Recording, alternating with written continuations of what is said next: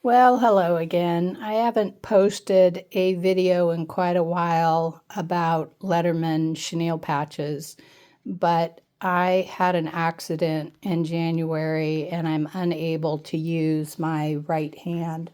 So I'm having to buy some chenille patches from other companies. And although I'm not going to talk about these other companies, because one in particular I think is extremely poor quality, but I wanted to just touch bases on some of these different letters that I've made over the years and then show you what I got from another company. So we start with the M's.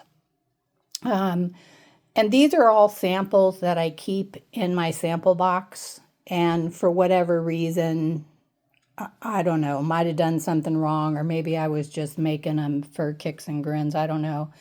But if you look at the quality of something like this large M, the M is big enough to put my Swiss emblems on, which I really appreciate. And I made this one as well. And if you look, there's plenty of room to add many, many years of Swiss emblems and letter awards. So I do personally like to make my letters a bit bigger. This was just a sample letter where someone wanted a paw print in it. It's Cedar Woolly and they are a dog, I think. I'm not sure. This letter in particular I wanted to share because it's absolutely perfect in every way. I don't know who did this letter. I wish I did. The school buys the letters in bulk and then gives them to the kids to build their letters on as the years go by. But this one is absolutely perfect in every way, and I absolutely love it. When I asked the school where they got the letter in hopes it was a chenille company, it isn't actually, and it's a sports reselling company, and I'm sure they won't tell me where they get their letters. This was my idea of Mount Vernon Christian because it keeps with the same size of a letter jacket. You can see that this one is fairly similar to the M, a little bit smaller than the MV, but it's still big enough. It still uses the same letters, Mount Vernon Christian, and I can put Swiss emblems on it. So I really do like this. I'm not sure if the kids are using this anymore or not. My letter jacket business kind of slowed down after COVID. Here is a Cedar Woolly letter. I'm not sure why it's in my sample box. Maybe I didn't like it. Maybe the child wanted SW after mine was finished. But on this one, I wanted to share, instead of doing the traditional chain stitch, and I have a full video that talks about how to add satin stitches.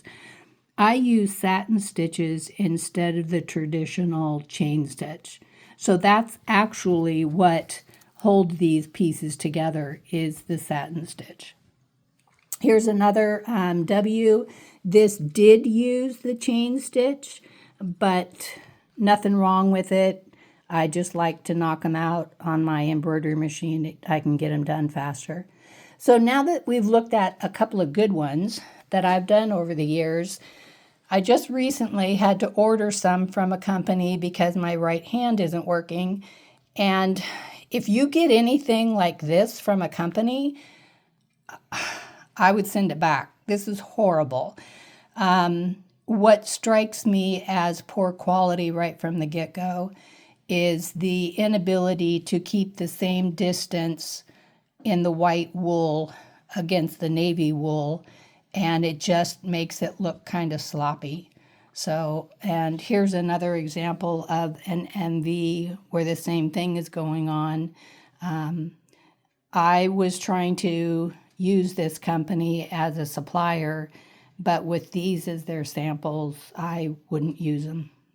That's just my opinion.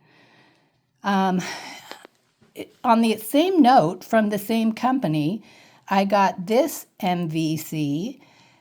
I like the quality of it, but if you were to lay a Swiss emblem up against it, you would see that they're not going to fit on this small letter.